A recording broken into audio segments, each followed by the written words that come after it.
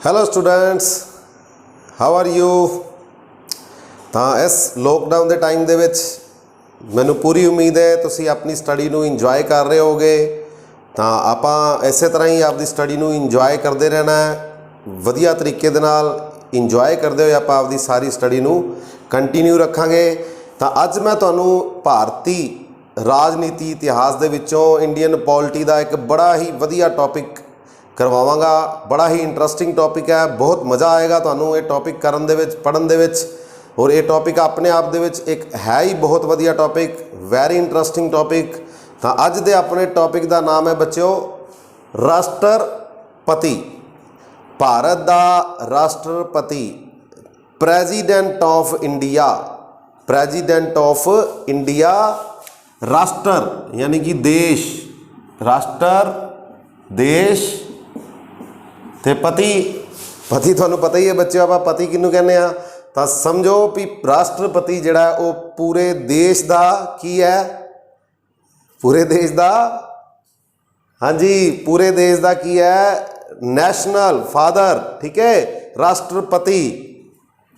ਤਾਂ ਰਾਸ਼ਟਰਪਤੀ ਦੇ ਬਾਰੇ ਆਪਾਂ ਅੱਜ ਗੱਲ ਕਰਾਂਗੇ ਬੱਚਿਓ। ਬੜਾ ਹੀ ਵਧੀਆ ਟੌਪਿਕ ਹੈ ਜਿਸ ਦਾ ਭਾਰਤੀ ਸੰਵਿਧਾਨ ਦੇ ਵਿੱਚ ਜ਼ਿਕਰ ਕੀਤਾ ਗਿਆ ਹੈ 52 ਨੰਬਰ ਆਰਟੀਕਲ ਤੋਂ ਲੈ ਕੇ 61 ਨੰਬਰ ਆਰਟੀਕਲ ਤੱਕ, 52 ਤੋਂ ਲੈ ਕੇ 61 ਤੱਕ ਪ੍ਰੈਜ਼ੀਡੈਂਟ ਆਫ ਇੰਡੀਆ।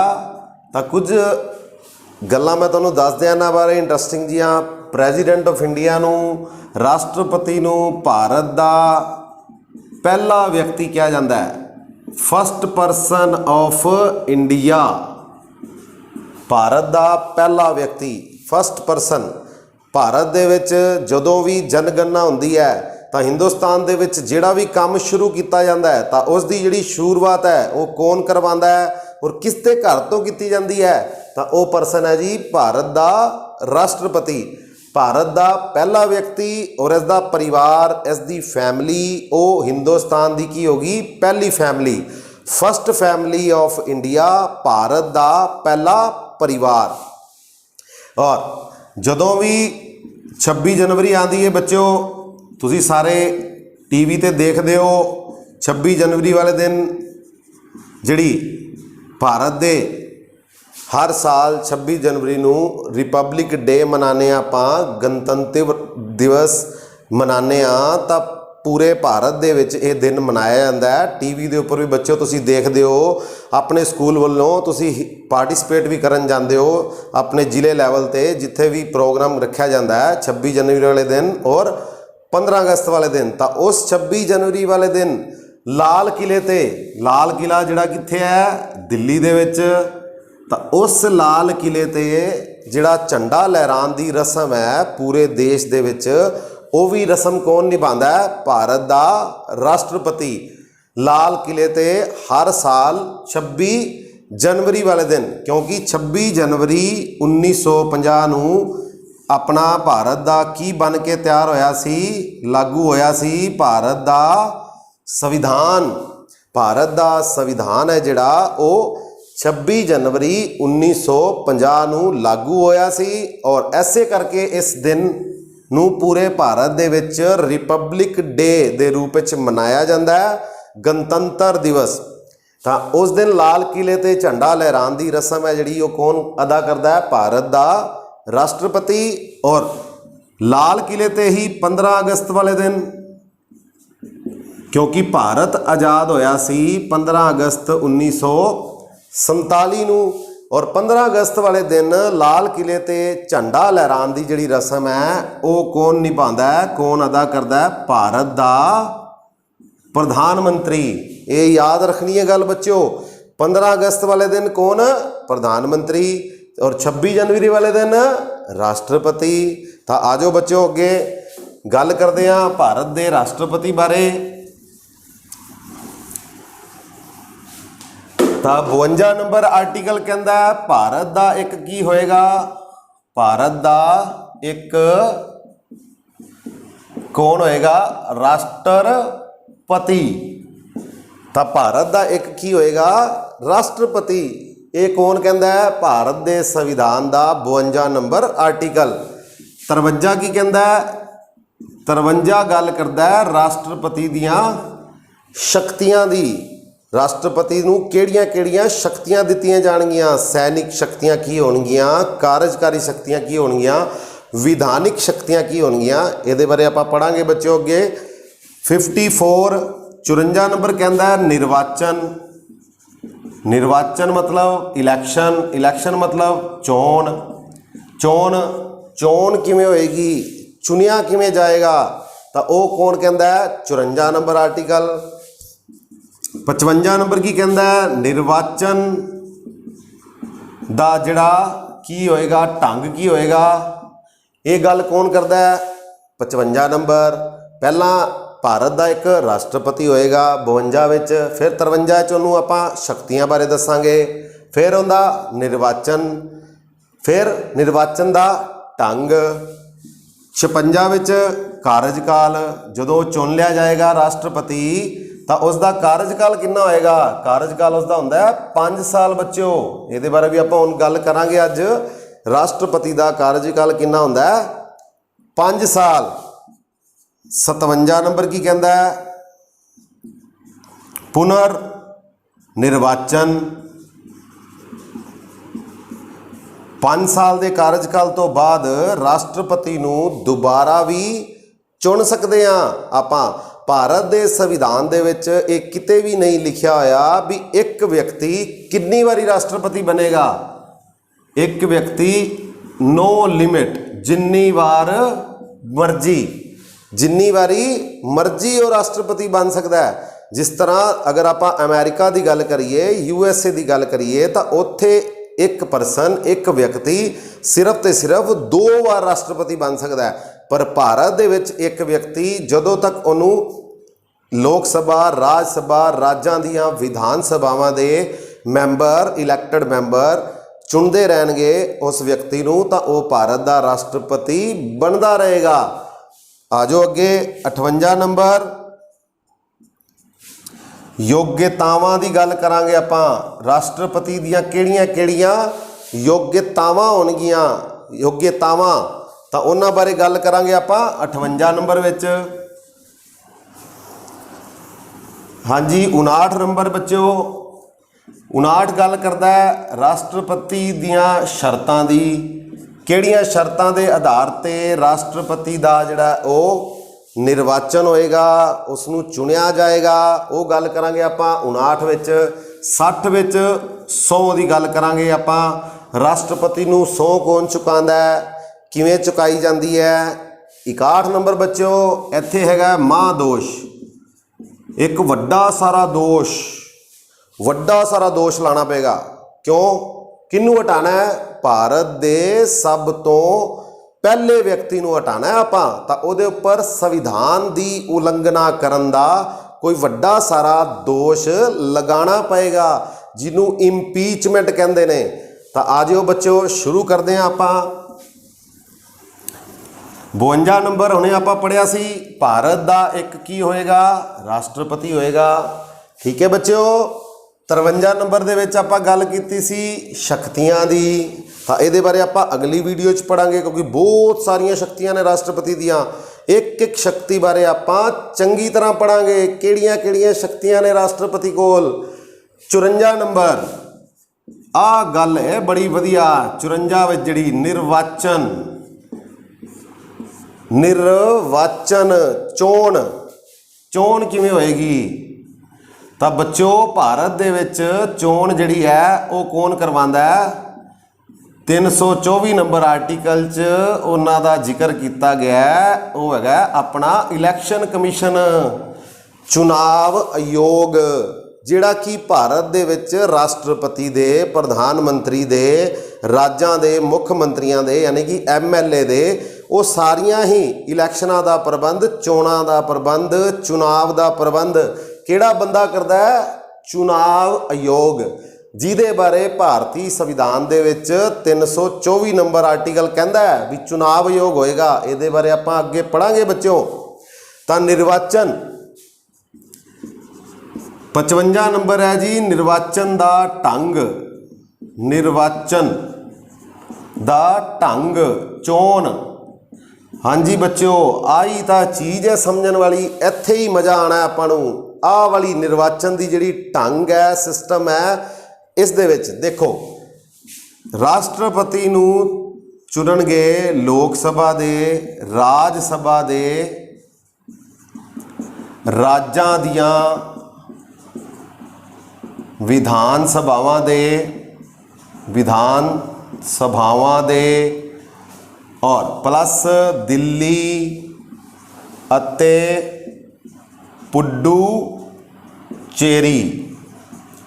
तो ये गल बड़ी ध्यान नाल सुनने वाली बच्चों, लोक सभा दे, राज सभा दे, राज्यां दियां विधान सभावां दे अते दिल्ली अते पुडुचेरी दे किहड़े मैंबर? निर्वाचित मैंबर, इलैक्टेड मैंबर, जिन्हां नूं लोकां ने चुन के भेजिया है, वो सारे मिल के की करनगे? किनू चुनणगे?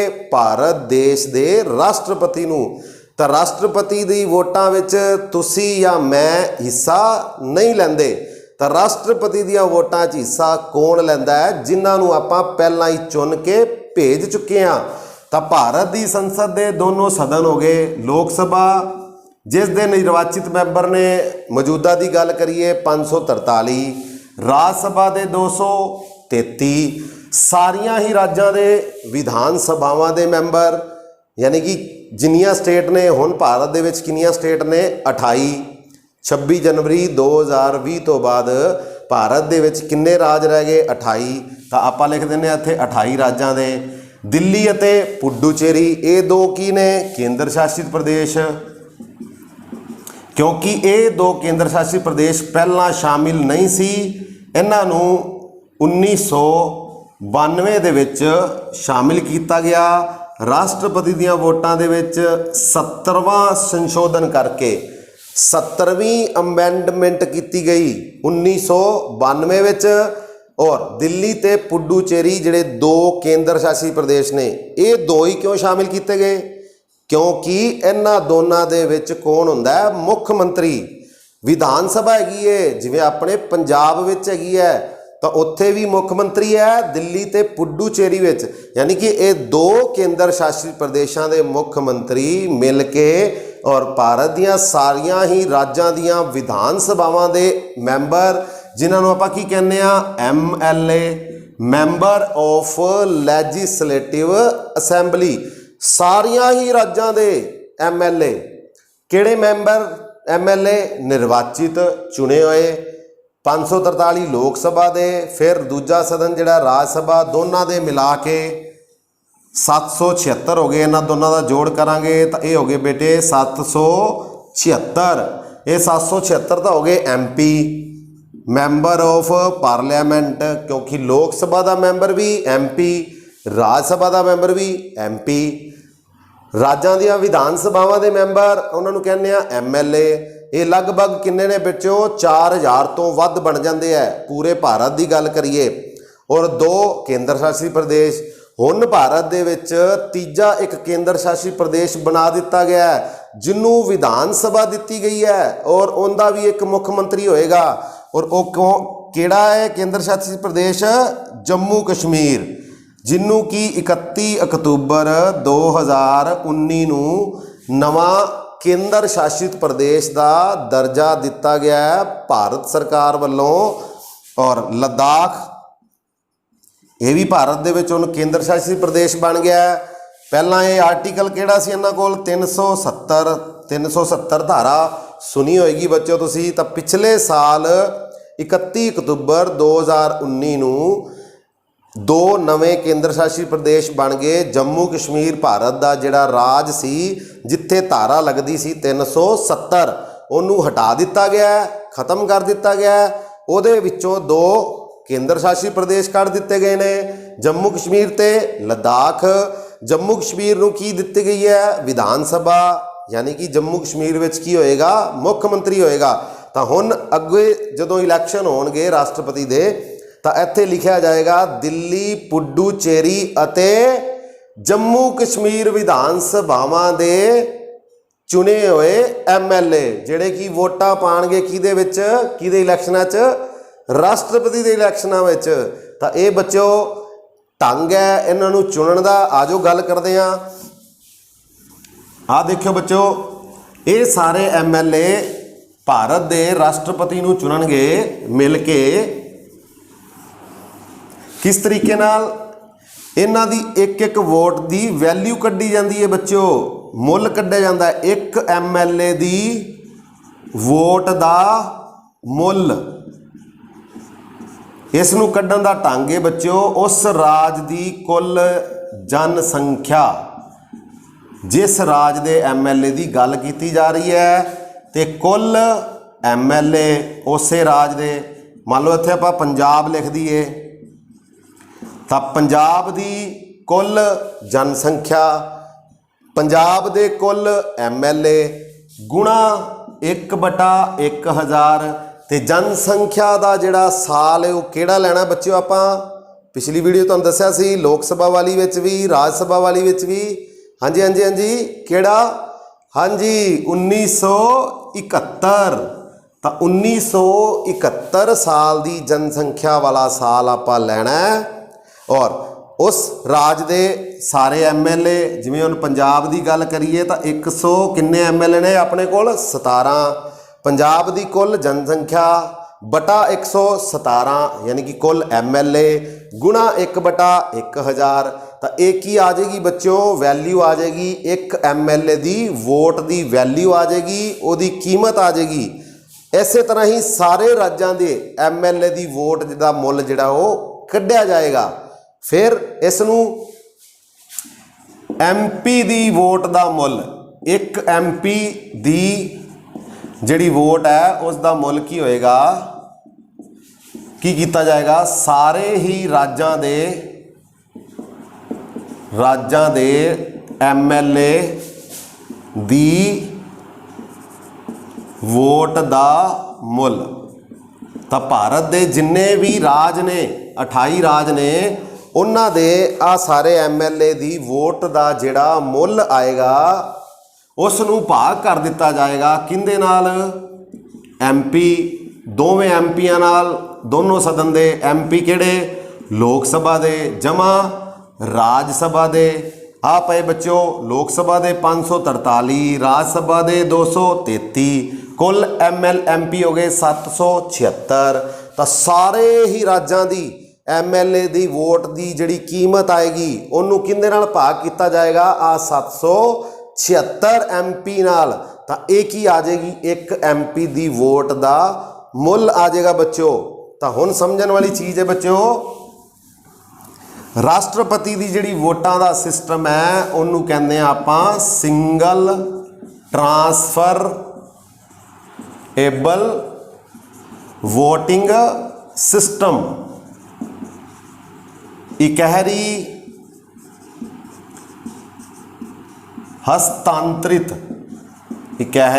हस्तांतरित प्रणाली, वोटां दी प्रणाली, वोटां दा ढंग।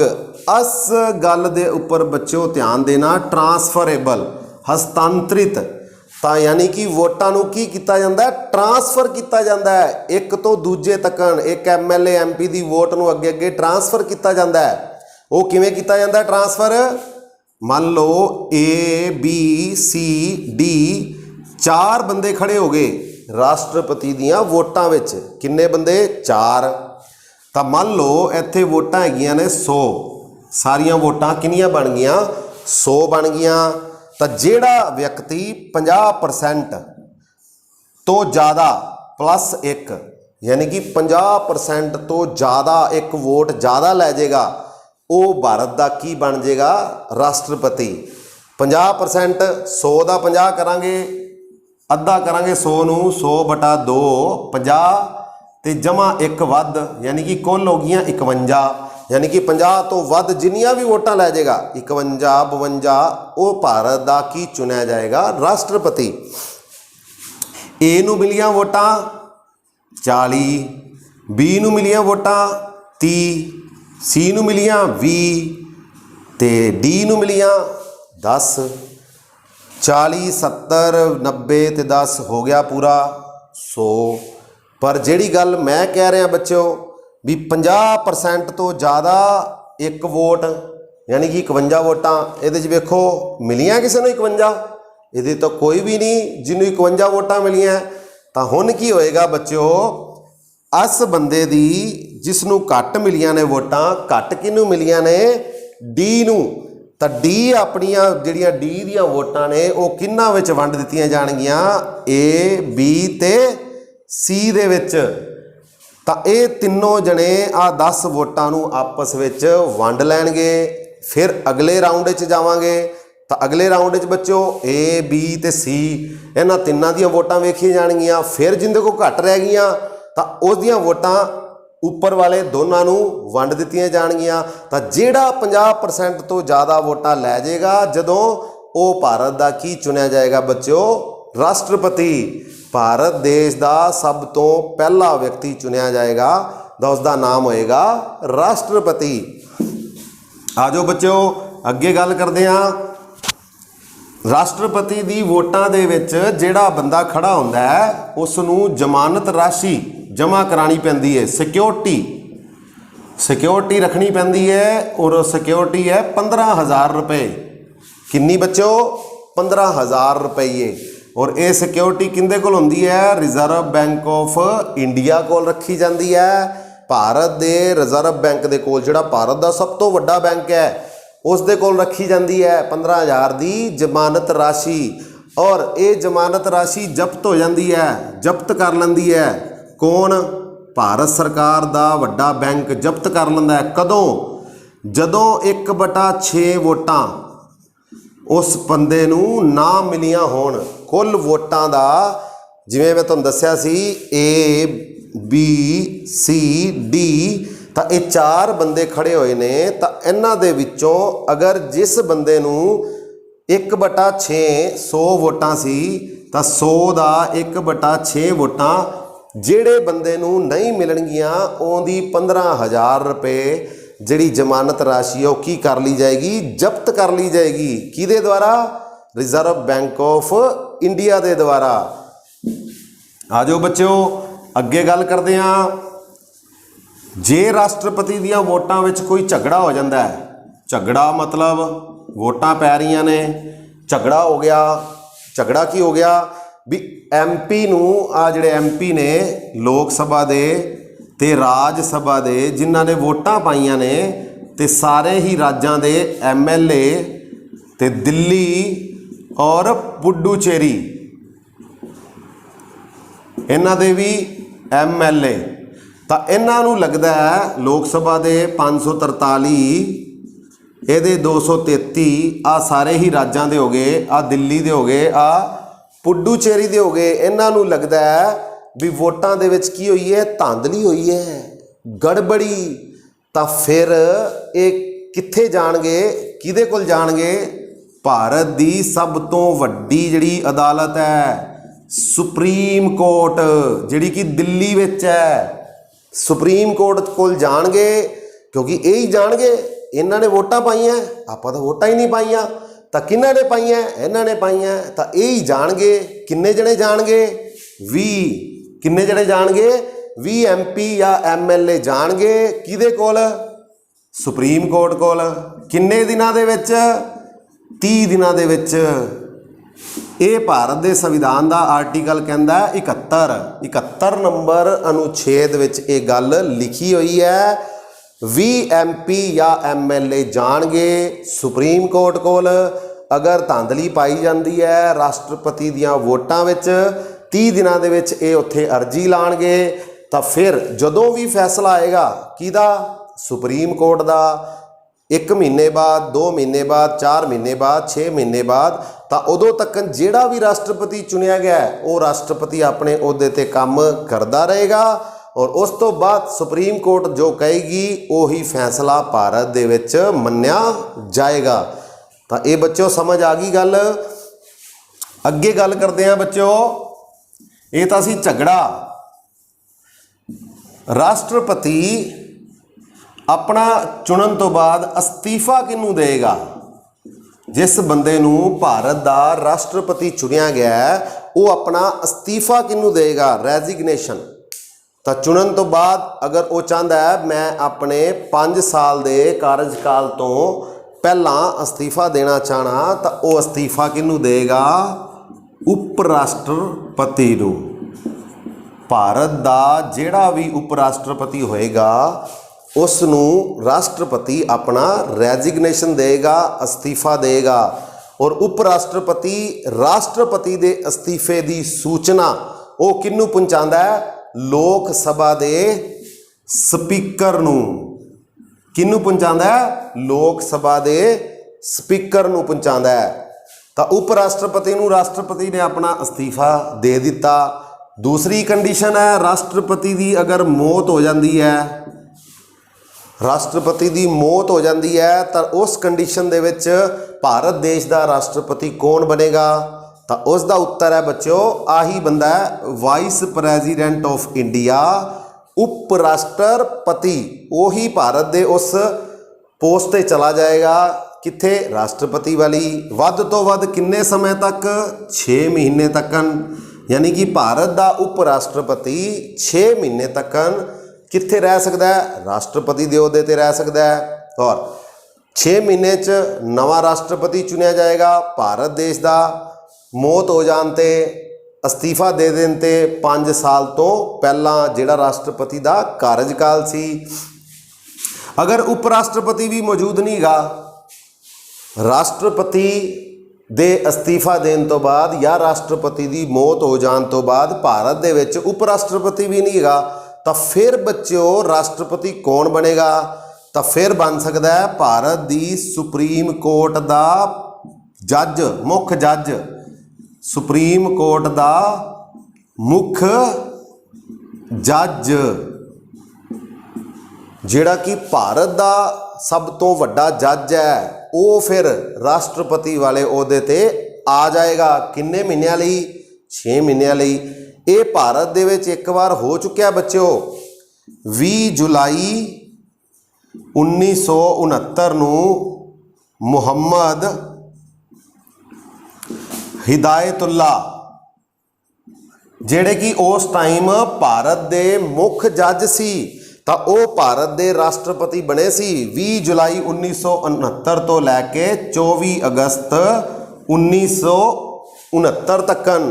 ਤਾਂ ਇਹ ਭਾਰਤ ਦੇ ਵਿੱਚ ਇੱਕ ਵਾਰ ਬੱਚਿਓ ਹੋ ਚੁੱਕਿਆ ਹੈ, ਕਿਉਂਕਿ ਉਸ ਟਾਈਮ ਭਾਰਤ ਦੇ ਤੀਸਰੇ ਰਾਸ਼ਟਰਪਤੀ ਡਾਕਟਰ ਜ਼ਾਕਿਰ ਹੁਸੈਨ, ਜਿਹੜੇ ਕਿ ਭਾਰਤ ਦੇ ਪਹਿਲੇ ਮੁਸਲਿਮ ਰਾਸ਼ਟਰਪਤੀ ਵੀ ਸੀ। ਇਹਨਾਂ ਬਾਰੇ ਆਪਾਂ ਅਗਲੀ ਵੀਡੀਓ 'ਚ ਪੜਾਂਗੇ, ਸਾਰੇ ਹੀ ਰਾਸ਼ਟਰਪਤੀਆਂ ਬਾਰੇ। ਤੀਸਰੇ ਰਾਸ਼ਟਰਪਤੀ ਜ਼ਾਕਿਰ ਹੁਸੈਨ ਦੀ ਜਿਹੜੀ ਹੈ ਡੈਥ ਹੋ ਗਈ ਸੀ, ਮੌਤ ਹੋ ਗਈ ਸੀ ਕਾਰਜਕਾਲ ਦੇ ਦੌਰਾਨ। ਤਾਂ ਉਸ ਟਾਈਮ ਭਾਰਤ ਦੇ ਉਪ ਰਾਸ਼ਟਰਪਤੀ ਸੀ ਵੀ ਗਿਰੀ। ਤਾਂ ਇਹਨਾਂ ਨੂੰ ਕੀ ਬਣਾਇਆ ਗਿਆ? ਟੈਂਪਰੇਰੀ ਰਾਸ਼ਟਰਪਤੀ, ਐਕਟਿੰਗ ਰਾਸ਼ਟਰਪਤੀ। ਕਿੰਨੀ ਦੇਰ ਵਾਸਤੇ? 6 ਮਹੀਨਿਆਂ ਵਾਸਤੇ। ਫਿਰ ਇਹਨਾਂ ਦਾ ਹੀ ਨਾਮ ਲੋਕ ਸਭਾ ਤੇ ਰਾਜ ਸਭਾ ਦੇ ਬੰਦਿਆਂ ਨੇ, MLA MPs ਨੇ ਅੱਗੇ ਕਰ ਦਿੱਤਾ ਵੀ ਇਹਨਾਂ ਨੂੰ ਭਾਰਤ ਦਾ ਅਗਲਾ ਕੀ ਬਣਾਇਆ ਜਾਏ? ਰਾਸ਼ਟਰਪਤੀ ਬਣਾਇਆ ਜਾਏ। ਕਿਉਂਕਿ ਰਾਸ਼ਟਰਪਤੀ ਬਣਨ ਲਈ ਆਮ ਬੰਦਾ ਜਿਹੜਾ ਹੈ ਉਹ ਰਾਸ਼ਟਰਪਤੀ ਦੇ ਅਹੁਦੇ ਤੇ ਨਹੀਂ ਆਉਂਦਾ। ਲੋਕ ਸਭਾ, ਰਾਜ ਸਭਾ ਤੇ MLA ਚੁਣ ਕੇ ਮਿਲ ਕੇ 50 MLA MP ਪ੍ਰਸਤਾਵ ਰੱਖਦੇ ਨੇ, ਔਰ 50 ਉਹਦੀ ਕੀ ਕਰਦੇ ਨੇ? ਸਪੋਰਟ ਕਰਦੇ ਨੇ, ਅਨੁਮੋਦਨ ਕਰਦੇ ਨੇ। ਸਪੋਰਟਰ, ਪ੍ਰਸਤਾਵਕ, ਸਪੋਰਟਰ। ਤਾਂ ਇਹ ਨੇ ਪ੍ਰਪੋਜ਼ਰ। ਯਾਨੀ ਕਿ 50 ਬੰਦੇ ਨਾਮ ਰੱਖਦੇ ਨੇ ਅੱਗੇ ਵੀ ਆਹ ਵਾਲਾ ਬੰਦਾ ਜਿਹੜਾ ਉਹ ਭਾਰਤ ਦਾ ਕੀ ਹੋਣਾ ਚਾਹੀਦਾ? ਅਗਲਾ ਰਾਸ਼ਟਰਪਤੀ ਹੋਣਾ ਚਾਹੀਦਾ ਹੈ। ਤੇ 50 MLA MP ਉਹਦੀ ਕੀ ਕਰਦੇ ਨੇ? ਸਪੋਰਟ ਕਰਦੇ ਨੇ। ਹਾਂਜੀ ਠੀਕ ਹੈ, ਇਹੀਓ ਹੀ ਬੰਦਾ ਹੋਣਾ ਚਾਹੀਦਾ ਰਾਸ਼ਟਰਪਤੀ। ਤਾਂ ਇਹਨਾਂ ਨੇ, ਇਹਨਾਂ MP ਨੇ, MLA ਨੇ ਕਿਹਦਾ ਨਾਮ ਅੱਗੇ ਕੀਤਾ ਸੀ ਉਦੋਂ? VV ਗਿਰੀ ਦਾ। ਤਾਂ ਇਹ ਵੀ ਭਾਰਤੀ ਇਤਿਹਾਸ ਵਿੱਚ ਹੋ ਚੁੱਕਿਆ ਹੈ ਵੀ VV ਗਿਰੀ ਜਿਹੜੇ ਉਸ ਟਾਈਮ ਭਾਰਤ ਦੇ ਉਪ ਰਾਸ਼ਟਰਪਤੀ ਸੀ, ਉਹਨਾਂ ਨੇ ਆਪਣੀ ਇਸ ਪੋਸਟ ਤੋਂ ਅਸਤੀਫਾ ਦੇ ਦਿੱਤਾ। ਰਾਸ਼ਟਰਪਤੀ ਦੀ ਪੋਸਟ ਵੀ ਖਾਲੀ, ਜ਼ਾਕਿਰ ਹੁਸੈਨ ਦੀ ਕੀ ਹੋ ਗਈ? ਮੌਤ ਹੋ ਗਈ। ਉਪ ਰਾਸ਼ਟਰਪਤੀ ਨੇ, ਉਹਨਾਂ ਦਾ ਨਾਮ ਇਹਨਾਂ ਨੇ ਰੱਖ ਦਿੱਤਾ ਕਿਹੜੀ ਵਾਸਤੇ? ਪੋਸਟ ਵਾਸਤੇ, ਰਾਸ਼ਟਰਪਤੀ ਵਾਸਤੇ। ਤਾਂ ਇਹਨਾਂ ਨੇ ਆਪਣੀ ਪੋਸਟ ਤੋਂ ਕੀ ਦੇਤਾ? ਅਸਤੀਫਾ ਦੇਤਾ। ਤਾਂ ਫਿਰ ਪੋਸਟ ਹੋ ਗਈ ਖਾਲੀ, ਉਪ ਰਾਸ਼ਟਰਪਤੀ ਦੀ ਵੀ, ਰਾਸ਼ਟਰਪਤੀ ਦੀ ਵੀ। ਤਾਂ ਫਿਰ ਅਗਲਾ ਨੰਬਰ ਕਿਹਨਾਂ ਦਾ ਆਉਂਦਾ ਹੈ? ਸੁਪਰੀਮ ਕੋਰਟ ਦੇ मुख जज दा, और वो कौन सी उस टाइम? मुहम्मद हिदायतुल्ला। तो ये भारत दे मुख जज सी जिहड़े कि उस टाइम भारत दे की बने? राष्ट्रपति बने बच्चों। आ जाओ बच्चों अगे गल करते हैं। ये तो सी राष्ट्रपति का वोटां किवें पैंदियां ने, झगड़ा हो जाए वो अपना अस्तीफा किनू देता है, तो राष्ट्रपति नू चुनदा कौन है वो भी दसता तुहानू बच्चों। राष्ट्रपति नू ओहदे दी सौं कौन चुकांदा है? 60 नंबर आर्टिकल ये कहता है राष्ट्रपति नू सौं चुकाई जाती है। कौन सौं चुकांदा है? फिर वही बंदा आ गया जी, भारत दा मुख जज, ओथ, सौं। तो 60 नंबर आर्टिकल कहता है राष्ट्रपति नू चुनन तो बाद ओहदे दी सौं कौन चुकाएगा, ओथ कौन कराएगा? भारत दा मुख जज। 60 नंबर। 61 नंबर तुहानू दस्सिया सी बच्चों महादोष। महादोष कोई बहुत वड्डा दोष लगाना पेगा। इंपीचमेंट,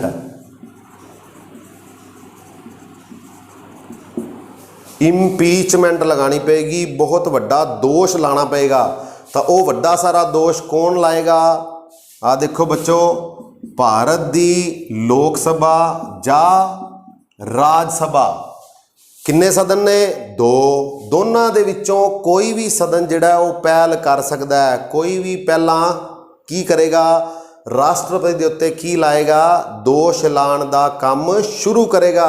पर इस तो पहला राष्ट्रपति जी नू 14 दिन का की देना पेगा? उस सदन नू नोटिस भेजना पेगा।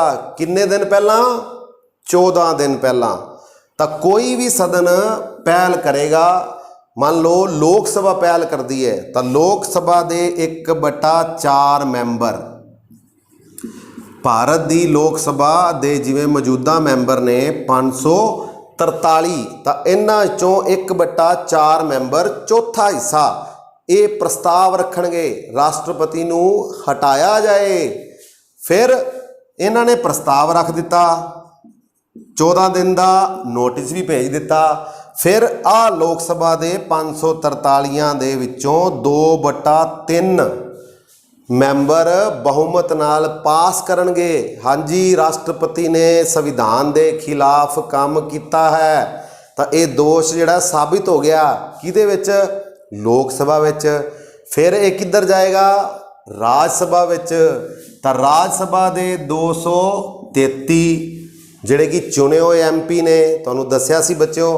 तो ये 2/3 आपदी इस दी मजोरिटी नाल, बहुमत नाल ये सिद्ध करनगे, साबित करनगे भी राष्ट्रपति के उपर जिहड़ा दोष लाया गया है वो बिल्कुल सही है। तो जदों लोक सभा राज सभा दोवें ही सदन 2/3 आपदे बहुमत नाल पास कर देंगे बच्चों, तो फिर भारत के राष्ट्रपति नू हटाया जाएगा। 61 नंबर आर्टिकल महादोष। पर हाले तकन भारत दे विच इस तरह किसी भी राष्ट्रपति नू बच्चों नहीं हटाया गया। किस द्वारा? महादोष ला के, बड़ा वड्डा सारा दोष ला के। तो आ जाओ बच्चों अगे चलते हैं।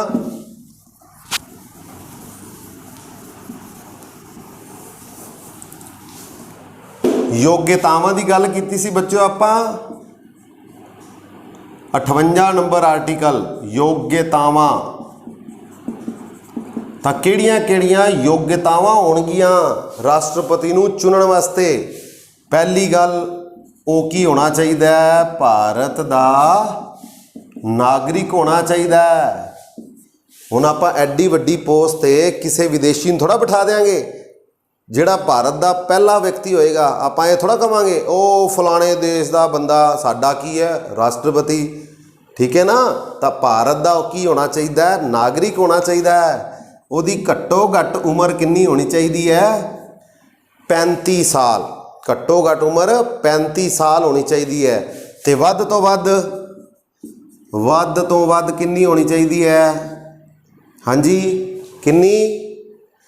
कोई लिमिट नहीं। 70, 75, 80, 90, तो वध तो वध कोई लिमिट नहीं हैगी। भारत का संविधान कहता है वड्डा जिन्नी मर्जी उम्र का होवे वो व्यक्ति ਪਰ ਉਸ ਦੀ ਘੱਟੋ ਘੱਟ ਉਮਰ ਕਿੰਨੀ ਹੋਣੀ ਚਾਹੀਦੀ ਹੈ 35 ਸਾਲ। ਤਾਂ ਹੁਣ ਤਾਂ ਭਾਰਤ ਦੇ ਵਿੱਚ ਭਾਰਤ ਦੀ ਆਬਾਦੀ 1 ਅਰਬ ਤੇ 30 ਕਰੋੜ ਦੇ ਕਰੀਬ ਹੈ ਬੱਚਿਓ। ਤਾਂ ਇਹਨਾਂ ਦੇ ਵਿੱਚੋਂ ਲਗਭਗ 50% ਜਨਸੰਖਿਆ ਦੀ ਜਿਹੜੀ ਉਮਰ ਹੈ ਉਹ 35 ਸਾਲ ਤੋਂ ਜ਼ਿਆਦਾ ਹੋਏਗੀ।